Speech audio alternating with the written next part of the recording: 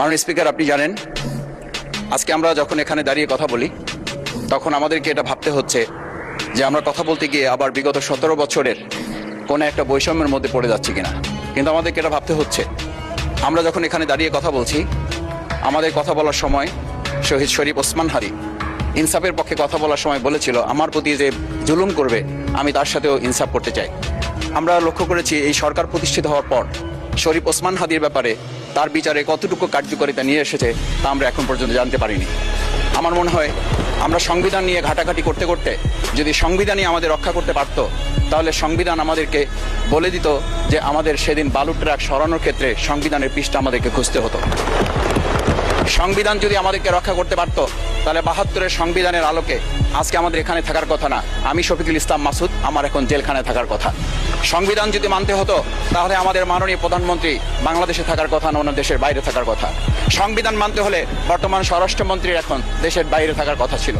সংবিধান মানতে হলে যে বাচ্চাদেরকে আজকে এখানে শিক্ষা দেওয়া হচ্ছে, দীক্ষা দেওয়া হচ্ছে, কিংবা তাদেরকে কোনো কোনো ক্ষেত্রে জাসদের সাথে তুলনা করা হচ্ছে, সেই বাচ্চাদের নিয়েই আমরা এই সরকার দলের লোকদেরকে, সরকার দলের সম্মানিত নেতৃবৃন্দকে আমরা চোখের পানিও ফেলতে দেখেছি। আবার কাউকে কাউকে কথা বলতেও শুনেছি যে এই সমস্ত বাচ্চাদের, আমরা তাদের শিক্ষার্থীদের আন্দোলনের সাথে আমাদের কোনো সম্পর্ক ছিল না। আমরা খুব লজ্জিত হই মাননীয় স্পিকার, আমাদের এই বর্তমান সময়ে আমরা যদি এটা খেয়াল করি যে আমাদের বাংলাদেশের এই বর্তমান প্রেক্ষাপটটা নতুন করে এখন যে গণভোটের যে আজকে ন্যায্যতা অন্যায্যতা, সাংবিধানিক পৃষ্ঠা, লাইন, অক্ষর, দাড়িকমা আমাদেরকে শেখানোর চেষ্টা করা হচ্ছে, যদি সেটা হতো তাহলে বাংলাদেশ জাতীয়তাবাদী দলের সম্মানিত মহাসচিব তিনি কয়েক হাজার পুলিশের বেষ্টনীর মাঝখানে একা একটা মোবাইল নিয়ে তাকে আমরা দাঁড়িয়ে থাকতে দেখেছি, তখন সংবিধান আমাদেরকে রক্ষা করতে পারে নাই। কারণ স্পিকার, আমি 350 মামলা নিয়ে 7 মাসের ব্যবধানে, আপনিও আমার 2-1টা মামলাতে আপনি আমাকে সহযোগিতা করেছেন, সেটা এই সুযোগে ধন্যবাদ জানাতে চাই। আমার 350 মামলা জামিন করতে 7 মাস সময় লেগেছে, আমার বের হতে সময় লেগেছে 4.5 বছর। আমি সেই 4.5 বছরে 3 বার রিয়ারেস্ট হয়ে 2 বার গুম হয়েছি। আমি তখন ডিজিএফআই, এনএসআই, ডিবিএসবির কাছে জানতে চেয়েছিলাম, আমার সামনে দিয়ে বড় বড় নেতারা বের হয়ে যাচ্ছে, আমার অপরাধটা কি? তখন বলেছিল তারা হুমকি না, হুমকি হচ্ছেন আপনারা। আমাদেরকে যখন শেখ হাসিনার শেষ সরকার নিষিদ্ধ করেছিল, তখন তারা 14 দল মিটিং করে বলেছিল এই জামাত শিবিরই হচ্ছে সবচেয়ে বড় সমস্যা, তাদেরকে নিষিদ্ধ করলে এই আন্দোলন থেমে যাবে। আজ একটা কথা পরিষ্কার বলতে চাই, এই গণবিপ্লব নিয়ে আমাদের মাথা ব্যথার মূল কারণ হচ্ছে এখানেই শেখ হাসিনা আমাদেরকে যথার্থ টার্গেটটা করেছিল। সেই টার্গেটের মূল লক্ষ্য ছিলাম আমরা। আমাদেরকে বলা হয়েছিল একটা গুলি করলে একটা সরে বাকিগুলো লড়ে না, সেই লড়ে না লোকগুলো ছিলাম আমরা মাননীয় স্পিকার, যার কারণে আমাদেরকে তারা ভয় পায়। আমরা এখন বর্তমান সময় ভিডিও দেখতে পাই যে শেখ হাসিনা বাইরে থেকে বলেছিল আমরা এই দলকে ভোট দিতে বললাম, আর সেই দল আমাদের সাথে আবার বিশ্বাসঘাতকতা করেছে। আমরা সেই শেখ হাসিনার বক্তব্য শোনার পর আমরা কাউকে আজকে এখানে বলতে শুনে নাই শেখ হাসিনার ওই বক্তব্য সঠিক নয়, এই মানুষ প্রতারিত হয়েছে, বেইমানি করা হয়েছে। আবার যদি গণভোট, জুলাই সনদ নিয়ে এই জাতির সাথে প্রতারণা করা হয়, তাহলে মূল্য দিতে হবে শুধু নয়, আবার আমাদেরকে 17 বছরের সেই জেল জুলুম, নিপীড়ন, খুনের জায়গায় আমাদেরকে ফিরে যেতে হবে।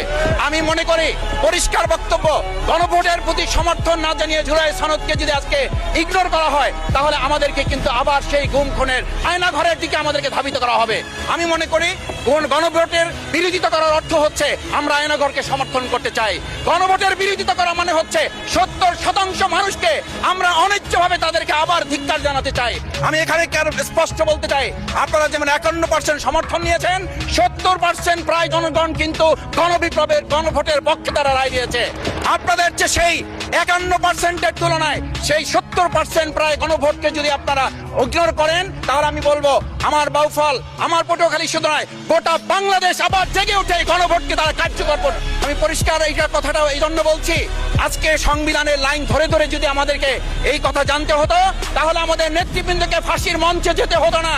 আমার মতো ছোট মানুষের কাছে সে সময় ডিজে বাড়ির কাছে প্রস্তাব এসেছিল, আপনারা কি চান, মন্ত্রিত্ব চান, দেশ পরিচালনা চান, সবকিছু দেওয়া হবে, শুধু শেখ হাসিনার নীতিতে আপনারা আসেন। সেই নীতি তো ছিল 72-এর সংবিধান, সেই নীতি নিয়ে আজকে কেন এখানে এত কথা বলা হচ্ছে? আমরা পরিষ্কার জানি, আমরা যদি সেই 72-এর সংবিধানকে ভালোবাসি, তাহলে এখানকার নেতৃবৃন্দ এবং মরহুমা বেগম খালেদা জিয়া নিজে বলেছিল আমরা সুযোগ পেলে এই সংবিধানকে আমরা ছুঁড়ে ফেলে দেব। সেই সংবিধানের প্রতি আজকে বর্তমান সরকারি দলের কেন এত প্রেম জাগ্রত হয়েছে, এটা বাংলাদেশের মানুষের জানার অধিকার আছে।